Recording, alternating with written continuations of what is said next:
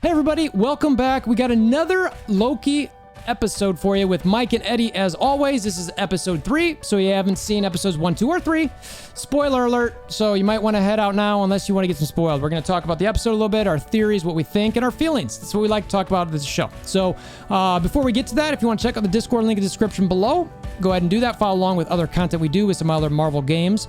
A lot of fun. And as well as we approach 10,000 subscribers, we will be doing a giveaway once we get there. And all you got to do, follow along in the Discord, subscribe, because you got to be subscribed, and just comment below, and that will help enroll you into the giveaway. All right?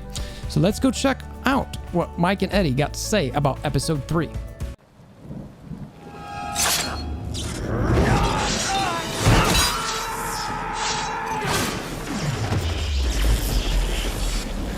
Bring me Wolverthor!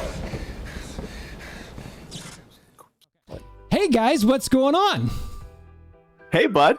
Hey, Thorio. Hey, see, look at that. Take 2 works just as good as take 1. That's what happened when your operator clicks the wrong scene button and you guys don't show up on the scene. Got to redo it. My guy. Yeah. This is his first time, guys. First time. I've never done this before. I'm new. Don't judge me. I've been enchanted and I just lost my way. So all right, so we got episode 3 of Loki. So the general high overview that I'll throw on this episode is there's some potential love stuff going on. I know we talked about this a little bit, and I think you guys poo-pooed me on it, but I'm still throwing it out there. Tons and tons of character development. That's probably, in my mind, the biggest thing in this episode, outside of maybe 1 or 2 other big reveals that I was kind of like, what? And then some theories about deception. I think we'll touch upon all of those as we go through the arc of the show, and we'll get your guys' thoughts. So, The episode starts out with Sylvie in a bar with C20. That's the guard that she kidnaps earlier in was episode 2 from the circus tent and all that. Right. And she's trying to find the timekeepers, where they're at, and potentially what's going on there, right? So eventually that scene cuts to, after they're going back and forth a little bit, it cuts to Roxcart with the Enchantress outside of the enchantment, touching her head, getting the information, and it shows Loki and the TVA coming up. But when you guys were seeing this scene, and Eddie, we'll start with you, what were you kind of looking at? What did you see? Is there anything that really popped out at you? It had a little bit of like WandaVision moments where when C20 was starting to figure out like what was kind of going on, she shifted from like a day to like a night setting. It was almost that moment in WandaVision, like the first 2 episodes, when she would like when Vision would know what was happening, and then it would like glitch, and then to like the next scene, it felt kind of like that. It didn't really show much outside of how she operates and how she gets things done when she's tapping somebody's head. One thing I noticed is that when C20 starts to kind of drift away, she like grabs her hand to kind of like reel her back in. I don't know that we learn much other than, because I mean at this point we don't know if this is like a vision that she's creating or if this is like memories. Yeah. But we find that out later. Mike. Yeah, I mean that scene, how it started out, gave me like Inception vibes. That's why I thought, when it first showed up, I was like, wait, they knew each other? This doesn't make sense. And then when she starts asking about the timekeepers, where are they, all that stuff, I was like, oh, okay, she's in her head. But yeah, you kind of I get to go whatever you're gonna call Sylvie, this, you can tell she's doing some weird enchanting stuff and getting in her brain. But I thought it was a cool scene and cool just vibe to start out. But I think, yeah, I don't know. We can talk more. Okay. Yeah, I mean, because quickly after that, after that scene, and it shows at Roxcart, like I mentioned, it cuts to the TVA with Sylvie going towards the timekeeper. She's kind of kicking butt, knocking out a bunch of security guards.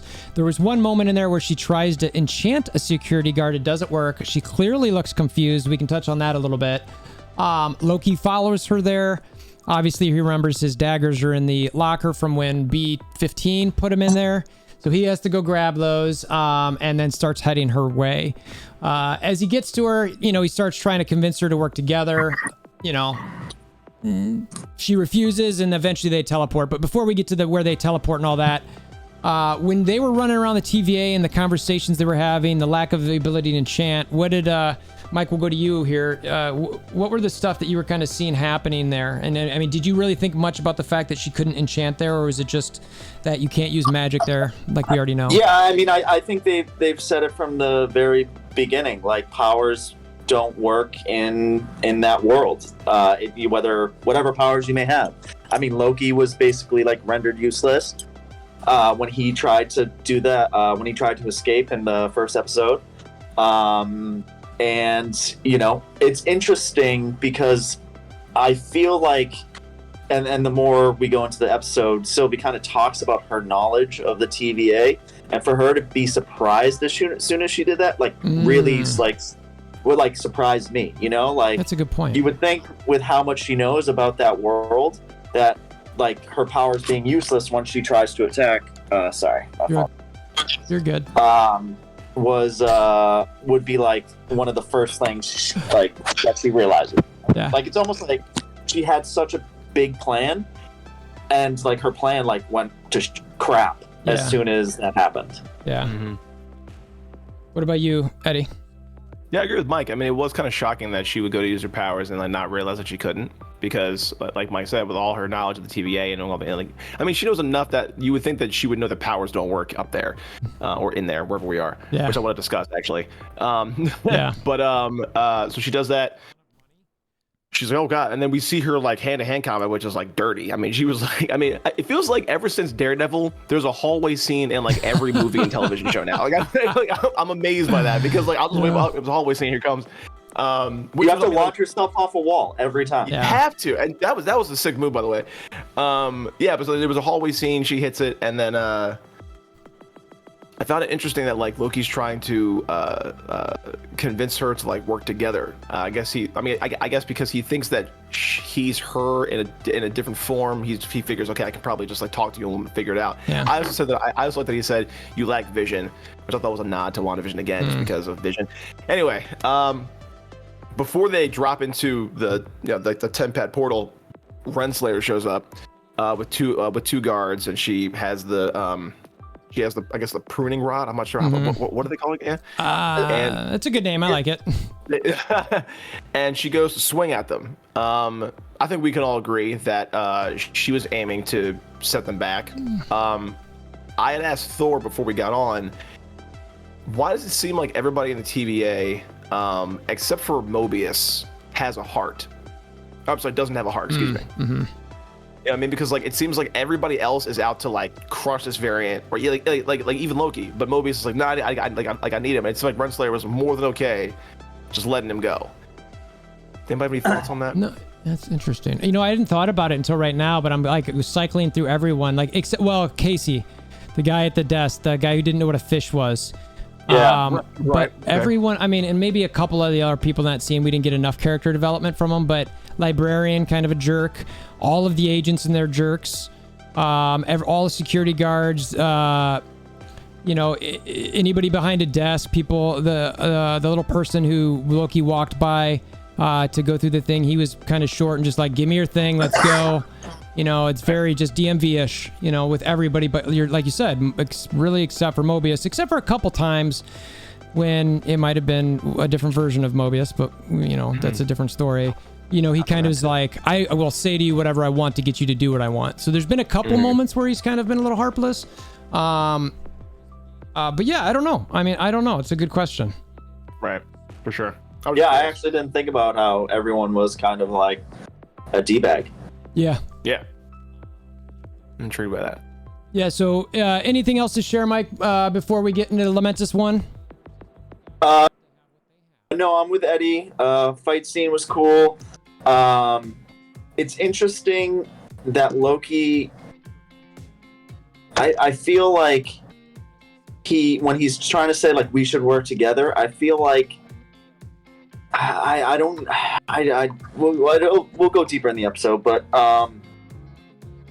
Mobius's boss, the one who fights them,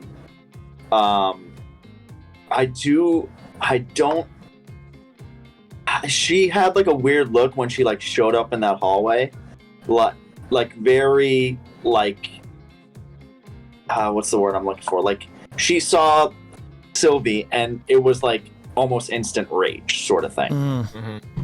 That's the only thing that I noticed where I was like, huh. It wasn't like a, hey, like stop them, like let's get the prisoner. It's like, oh, we have to mess you up. Yeah. Right. And that was it. Okay. All right. So next, we get to Lamentus 1. She obviously tries to get the temp pad from Loki, but as she gets it, she realizes it's out of juice. They realize there's obviously power on the planet. They're just kind of sitting there talking to each other, trying to figure out what to do. They want to find a place to recharge this thing, and they're just kind of like, all right, let's go. There was a little bit of dialogue in there. I'm not sure how much you guys want to kind of focus in on it, but what was your kind of, where were you guys at with that specific scene? Is there anything in particular that kind of jumped out at you? I noticed like when they exit out of the, like when the first meteor hits and they start running outside, they were saving each other, which is interesting. Like you would think for someone who's chasing you and you're being chased by someone, you wouldn't want to you wouldn't want to get rid of them to get out of there, and just find a temp pad and leave or whatever. But I guess they realized that villains do that thing where like they need each other. That whole like double cross kind of nonsense. Well, also too, I think it was also the case. I would say in that regard, I think Loki realizes he needs Sylvie as like just to figure out what's going on with the TVA and like probably find a way out. And Sylvie knows she needs Loki because he has the temp pad to get out. So it's like that's why they were helping. Like she needs him alive so she can get out of that world, and he needs her alive so he can basically figure out everything that's going on. Right. I got you. Also, was that scene? It didn't start out when Loki starts asking about what her powers are, right? No, not yet. Later? Not yet. That's okay. That's later. So there was like a lot of walking. Yeah. So there was. Yeah, this was the first time where they were kind of doing some walking, and then later it kind of comes back, and we'll definitely hit some of that. And then let's see here. So from there, so that was the early part of it. They were in that hut. Let's see here. They're looking for the power. They have dialogue as they're running through that meteor shower. Like you said, they're saving each other. A whole bunch of stuff crashing down, and then they end up in another hut. And this is the part where Sylvie actually tries to enchant Loki. And the music changes here, so it's definitely like, I feel like something's happening in this scene more so than what we're seeing. And I think that they're gonna probably reveal it maybe later. I don't know for certain, but so and he says, "What are you doing?" And he's like, "You can't enchant me. I'm too strong. My mind's too strong," or something along those lines. And the part that I want to throw out here, and I want to hear you guys talk about this, is I'm wondering if actually Loki enchants her at this point in the episode. And I just want to throw that out there. I don't know if it's for sure true, but I could definitely see this being a thing. So, Eddie, why don't you give me your thoughts? So they get into the hut and they're taking a breath, and she goes for it, and you see you see the color come out of her hands. It's green, and Loki looks up and is like, "What are you doing?" And then she says, "What are you doing?" As if to say, almost as if he was giving it back to her, which I thought was kind of interesting. And then, as Thor said, you can't enchant me and all that stuff. And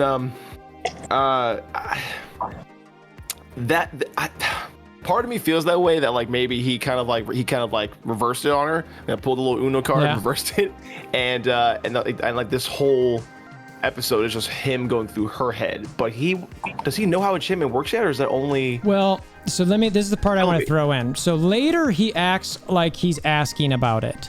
And maybe that's true, maybe it's not. I truthfully don't know. But in episode 2, when they're fighting in that Roxcart store, he comments about how that's some cowardly form of fighting or something like that. So to me, that's like, okay, he clearly knows. Or it could just be something as simple as, her like hiding and using other bodies. So he didn't say you're enchanting people and that's cowardly. But I don't know. So that's kind of where I'm at on it. Anyway, it's up in the air. Enough is unknown where it could be, he could know. Right. Mike, what do you got? don't. So I do. I'm in the same level as both of you. I think there is an enchantment going on right now.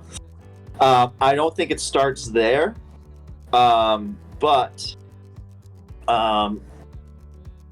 there is also this logic. Again, we don't know exactly for sure who Sylvie is, whether she's just Lady Loki, Enchantress, or what. But if she is Enchantress and her backstory is that Loki gave her her powers, then, you know, maybe that part where she touches him, like kind of either like gives Loki like, oh, I know what you did, like gets like feels her power or something. I don't know, Right. but or he's always had that power because he has used mind control before, so it's not off like the beaten path of Loki to like take over someone's mind. Has he? In Avengers. But that was with the staff, though. Oh, that's right. Yeah. You're right. Him, Yeah. him. That's Yeah, what I you're meant. right. My bad. You're right. Yeah. You're right. So yeah, I don't know, but I do think when we talk about the rest of this episode, I do think we're basically in a visual enchantment of whose it is it. I don't know, but we'll see. Okay. Yeah, it seems like a definite turning point, though. It just felt like something happened here, but like Yes. no one knows what it was. That's what it felt. Yeah. Yeah. The only thing I will say is when she did touch him, it did get like weirdly sexual. A little bit.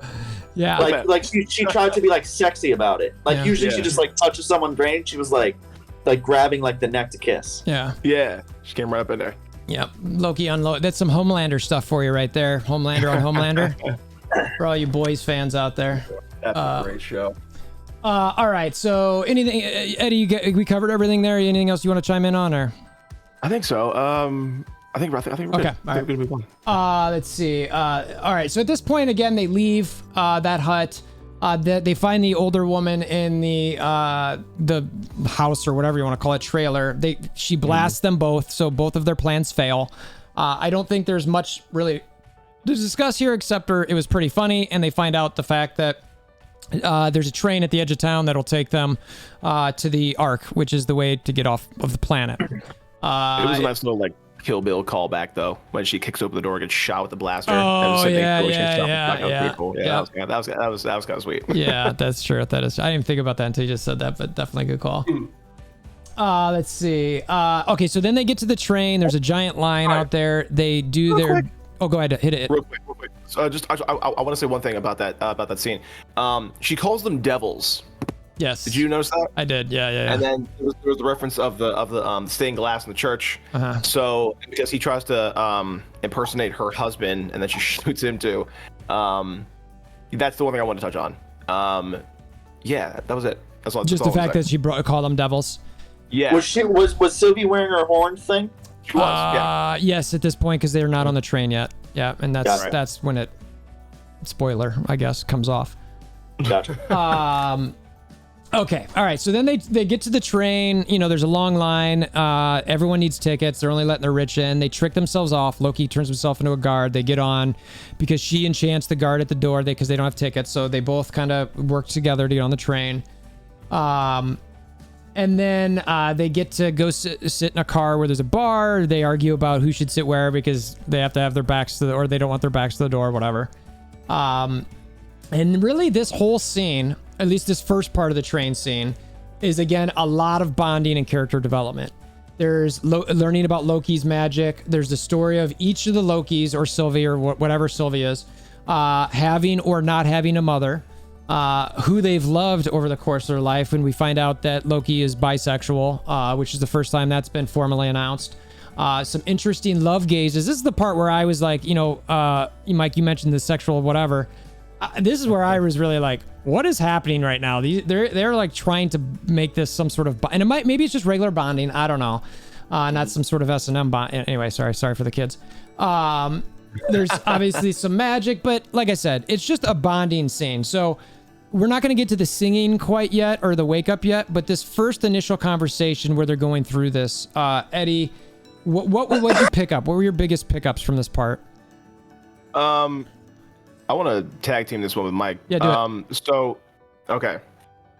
They sit down and they're talking about their lives, like where they came from, how they learned, and he finds out that she learned how to use that enchantment power, and he's asking about like their backstories, their moms and stuff. So he's talking about his mother, which now he knows the future because he already saw what happens to her, and he talks about her in the past tense, not in the present, which is huge. Like that wouldn't have happened had he not seen that, because like we forget again that this is 2012 Loki. He hasn't had that moment happen yet. So he talks about her in the past tense. He mentions that I don't think he mentions that he was from the Frost Giants. But one thing I found interesting was that she says that her mother, she has blips of a dream, and that she was adopted and had to learn magic. Someone had put out there, I think it was him. I forgot. But maybe in a different timeline, when Odin fights the Frost Giants, that's when they first find Loki. That maybe this timeline for Sylvie was that they found Sylvie, and instead of Thor being there, it was Hela. And then Hela teaches Sylvie how to be Sylvie, and then that was a theory that someone put out there, and I was like, it's not terrible. I mean, it's a different timeline. I want to know what Mike, your thoughts on that discussion were, because it was interesting.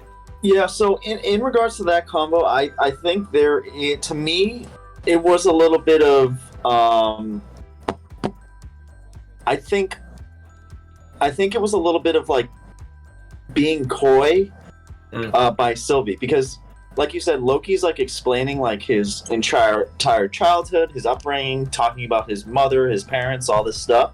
And then he like, it's almost like giving, because at this point, Loki thinks she is Loki, or a Loki, a variant of Loki. But all these, I feel like everything she's doing, like it was the same, like I feel like she's lying. Like when she was like, oh no, my parents died when I was younger, I learned that. Like, I feel like she was just using his story and changing it up a little bit. Right.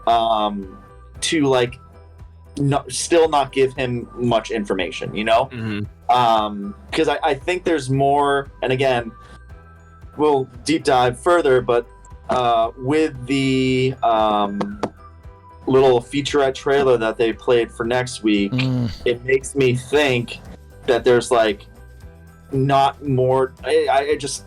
There's more to her story, because Loki would be like, oh yes, my mom this, my dad that, and she was like, oh, my parents died. It was like just kind of like an easy, like, you know what I mean? It was still not giving much answers. Yeah.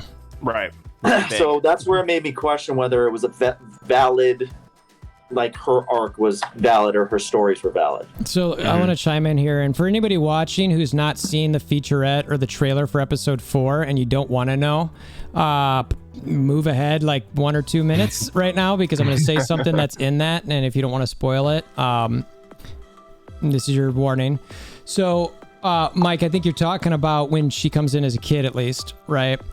And for me, what I think is happening there is, I think she was brought into the TVA as a child. And the reason she has blips of memories is because she only knows her parents as a child.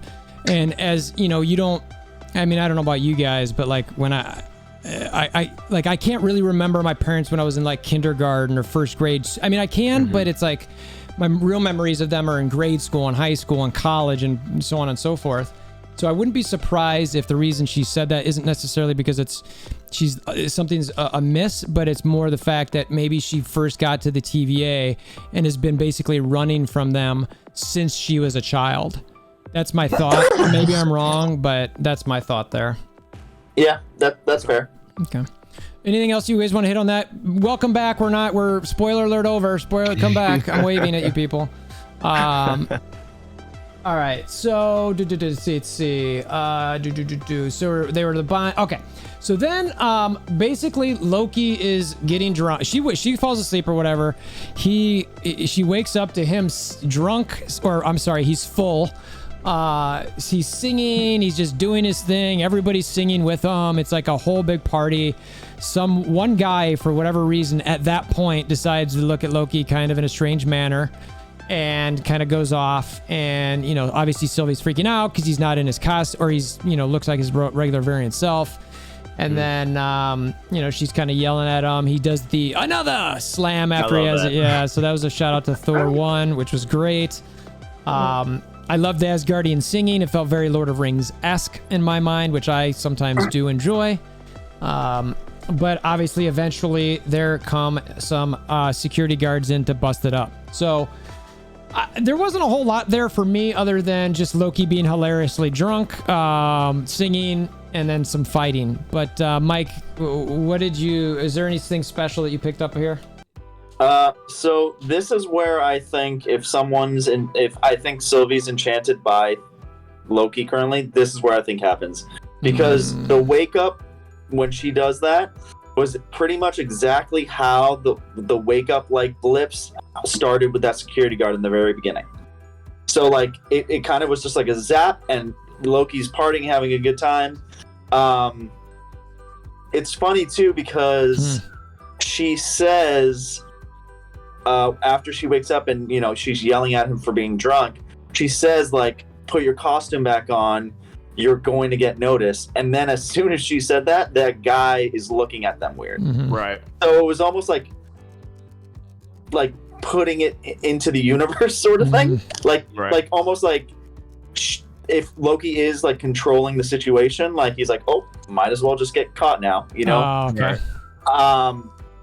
And the fighting I found interesting because they were like beating everyone up, and then I mean, we won't like fast forward, but like they were kicking the crap out of a security guard, and then all of a sudden Loki gets thrown out of a window, like random.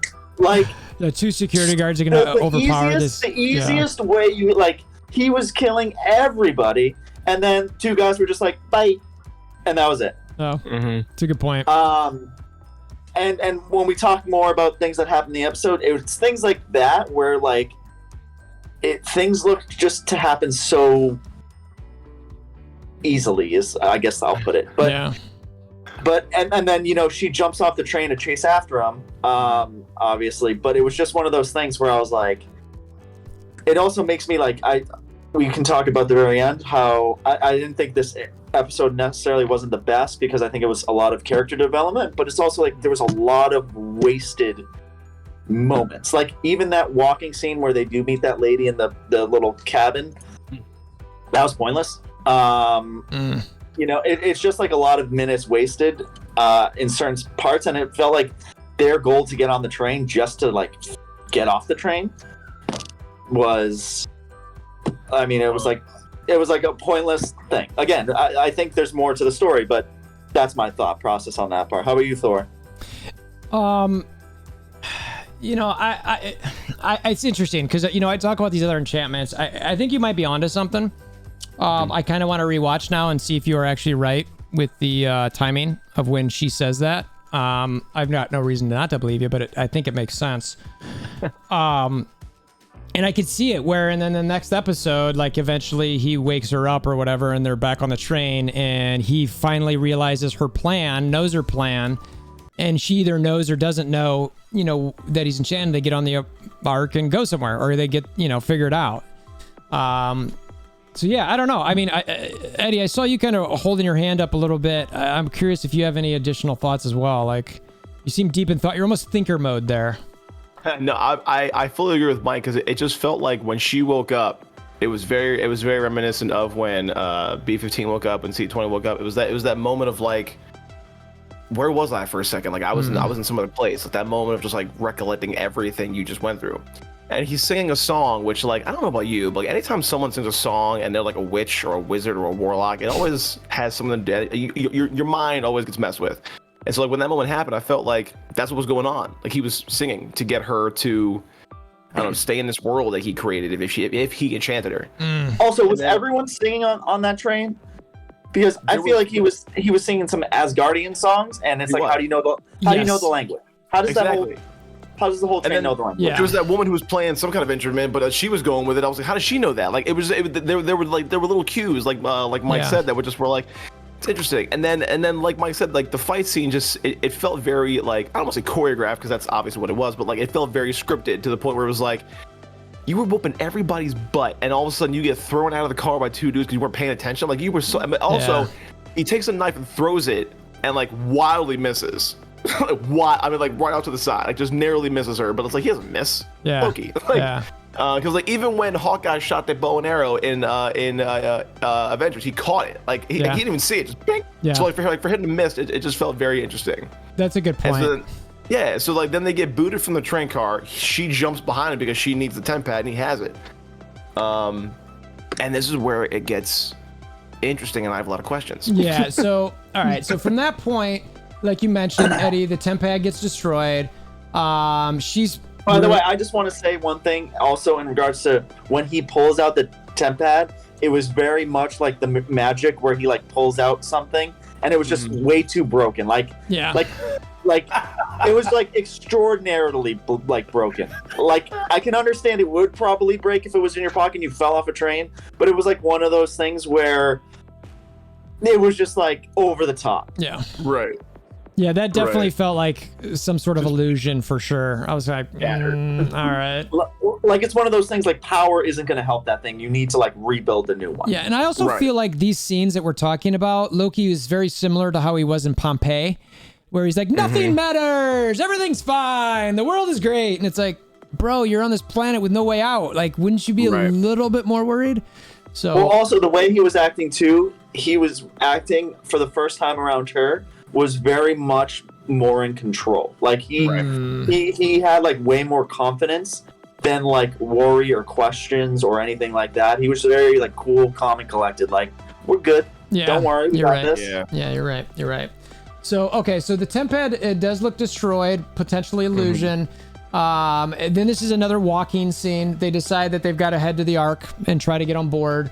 Lots of dialogue here. And this, to me, was probably the point of the biggest reveal of the episode, in my opinion, where they have this discussion. And eventually, I forget exactly how it's said, but they're talking about the folks in the TVA and how she mind controlled C20 and going on her old memories. And this is when they're talking about how she does it.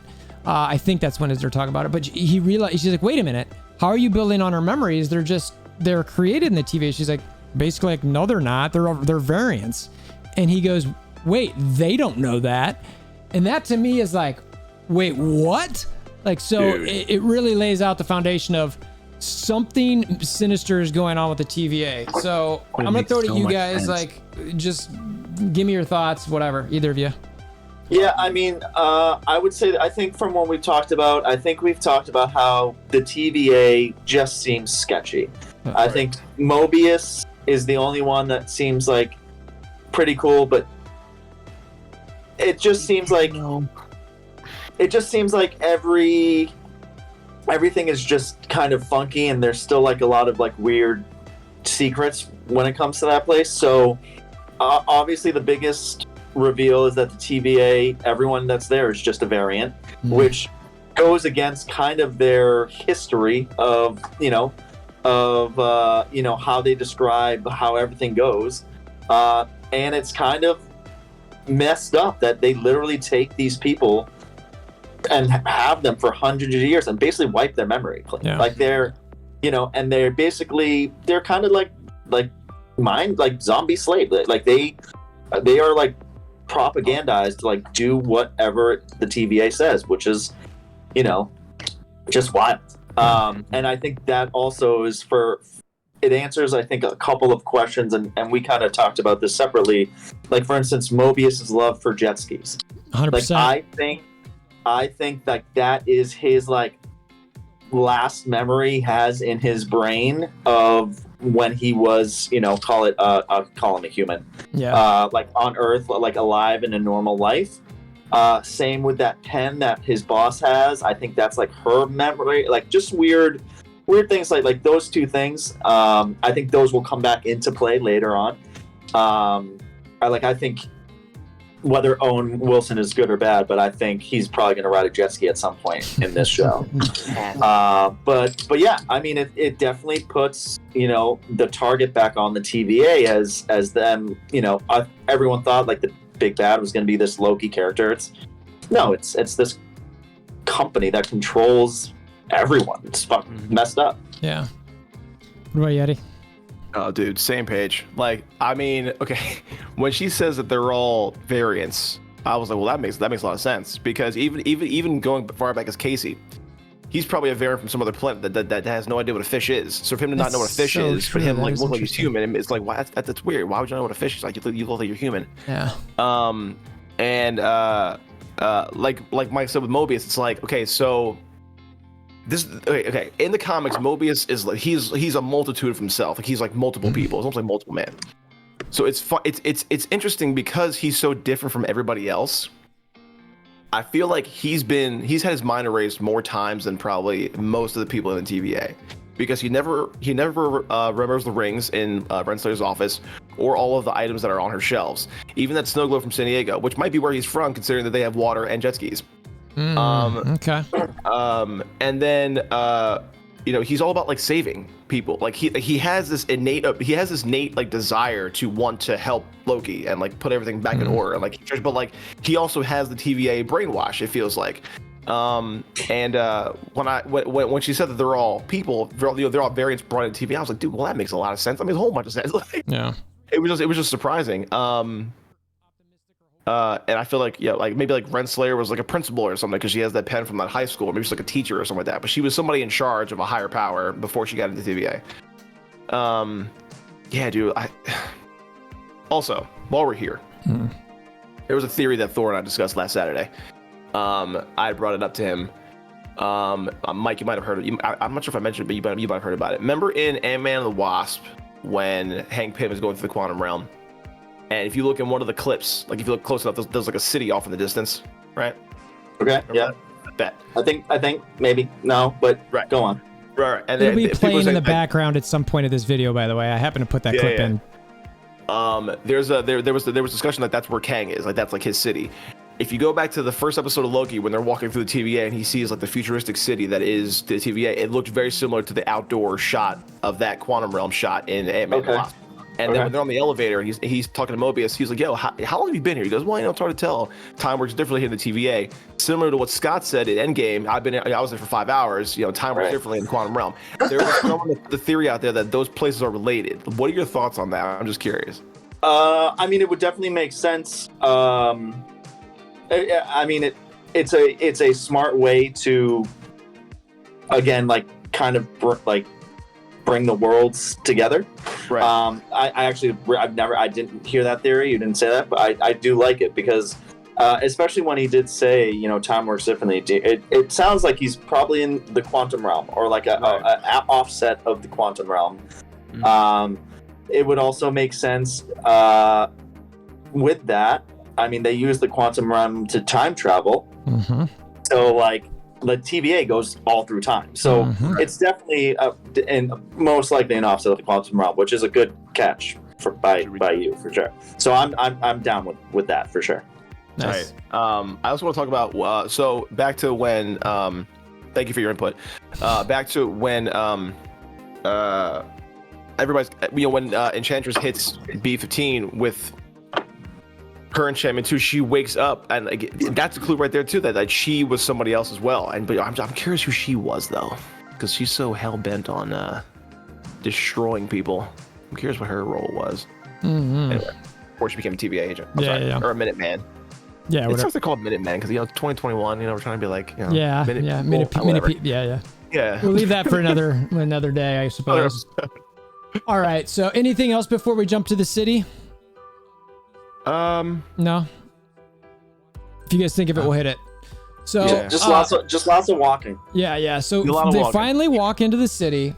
They're walking around, just getting towards the Ark, and then the security guards close the doors to get to the Ark. Mm-hmm.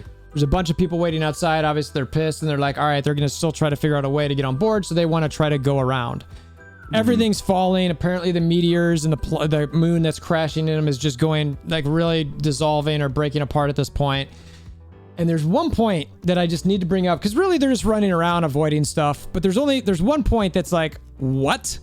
And it's when Loki stops on a dime, says, I got this, turns around and just throws his arms up and just sends this building back up. And I'm like, all right, bro, like, this is like some crazy. Well, first off, why didn't you just throw? If you truly have this type of magic, why didn't you just throw the Hulk out of every building you were ever in? You know, like Right. no one would ever touch you because you can just throw things around. You know, I heard some people talking about maybe he actually picked up a time stone when he was in the TVA and he brought it with him there. And I'm like, I'm not really buying that because I don't think you just know how to use the time stone. If I remember right, Doctor Strange had to study to figure out how to use that. The other part of this is, okay, it really is a enchantment at this point. He can do whatever he wants. So it doesn't matter. You know what I mean? But I had to bring that up because I really want to know, is it something of the three I mentioned or something else that you guys are thinking about with that? Why you got? I mean, for me, when he did that, it goes again right back to the train. You got thrown off the train by two dudes, and you can throw a building. Yeah. Like, what are we doing here? And I think again, I think that leads to again this being, call it an enchantment or a dream scenario or in a brain, because I feel like it's one of those things. I'm going to use like the Inception terms, but like if you like die in a dream, you wake up. Yeah. So I feel like if they were going to get crushed by a building, Sylvie's mind would wake up and he wouldn't have control. So like, I think it's a crazy power to use, but I was utterly shocked when he did that because I was like, where has this guy been? Yeah. Ever? Yeah. So that, yeah, I think I laughed. I was like, what the what just happened? Yeah, it was a bit silly. Eduardo? I'm on the same boat. When I saw it, I was like, he's never done that before. And if he has, why has he been using it? Yeah. There were two smaller instances where he used like a telekinetic ability, and that was when he pulled the Roomba in episode 2, and then that was also in Thor: The Dark World when he gets put in prison. He like smashes some chairs, but he doesn't really. It was almost telekinetic. He didn't use his hands. Those were two moments, but those were like smaller things. Yeah. Dude stopped a building from like, and it was like right here. Like it wasn't anything like, it wasn't far away. It was close. And like Mike said, like the relation of that to the train scene are two very different moments. Like you're getting blasted and then you're stopping a building. Like I just, it's a weird roller coaster that either he is projecting or things we're literally just finding out about Loki, which I'm curious to know which one it is. But it was a great one take shot. Thought a lot happened. Pardon me. They had a little fight scene in the middle, and then the platform exploded. I thought it was funny that he thought that they could that they could change the outcome of that thing taken off by just hoping them to be, we haven't tried. Yeah. And she's like, yeah, and she agreed to it so willingly. She's like, yeah, sure, let's give it a shot. Yeah. Like, okay, interesting. But you know how it ends because you've been there before. Because even at the top of the episode, she goes, "Lament 1, this place is there." Like, yeah, she's been there before. Yeah. Right. So she knows the outcome. It's always gonna be the same. They both do because he studied it. She travels through. Pardon me. She travels through apocalypses because that's where she can escape, and no one's gonna know the difference. So she's been there before. So for him to offer up the idea that they could beat this apocalypse, and she agrees to it so easily, and then sees him stop the building, it's almost like she was just going along with it. I feel like she was playing him almost. You know, it's well, interesting. no, I think that's while he's trying to play her. Yeah. Sorry, go ahead. Yeah, but I think at that point, I get what you're saying, but also I think, again, we don't know exactly when it was, but I think if he is enchanting her, he's projecting, like she's, well, it's from what she said, is she goes by memory, whatever memory. Right. So if she's been there before, he has the projection of her memory of that thing. So he could. That's why he can like create that world or create whatever he's doing fairly easily. But it is interesting, and we don't know when she was enchanted. So if it goes to where Thor thinks, then it makes sense that she would just like go along with the plan. But also they originally wanted to go to that arc for power, not to take it away. So they kind of flip-flopped with things happening along the way. Right. Objectives. Yeah, and I think the only reason they would have switched the objective is because the temp pad gets destroyed, and they're just like, well, we just need to survive at this point. Yeah, and just get off the island. Yeah, and maybe it's just to live and hopefully find another temp pad, or the TVA eventually finds them and gets them, and whatever, they'll, obviously end up back there if that's the case. So, and Eddie, you mentioned like already that, a rock comes flying through the ark. So clearly the spaceship is utterly destroyed. Sylvie just turns and walks away. Loki's sitting there staring in disbelief, and that's the end of the episode.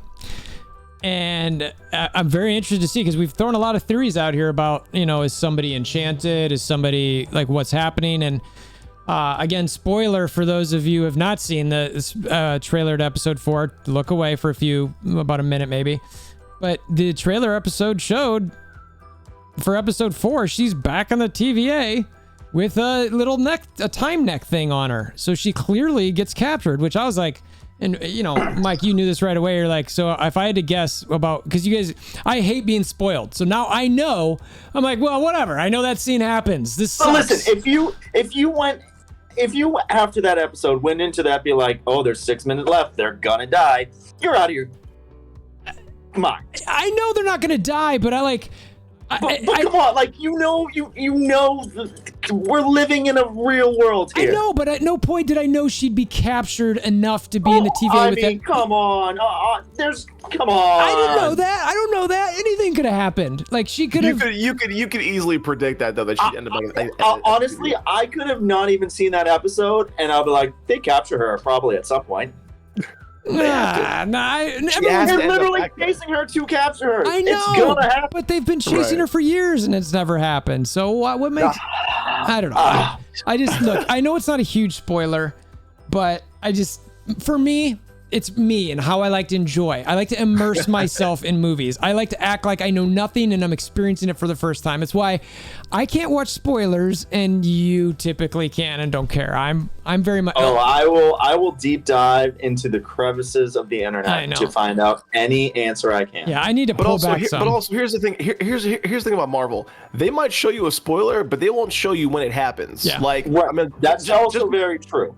Yeah, just because they show it in the episode 4 featurette doesn't mean it's going to be in episode 4. That might be episode 5 or 6. I mean, it's the same thing as Infinity War. They had the one shot of all of them running through Wakanda, Thor, Hulk, the whole 9, and then like that shot never happened. Right. Like they're saying, so like just because we saw her in that episode 4 featurette doesn't mean that's going to be the episode. That's fair. Chances are it'll probably still be more walking, and talking. You're probably right.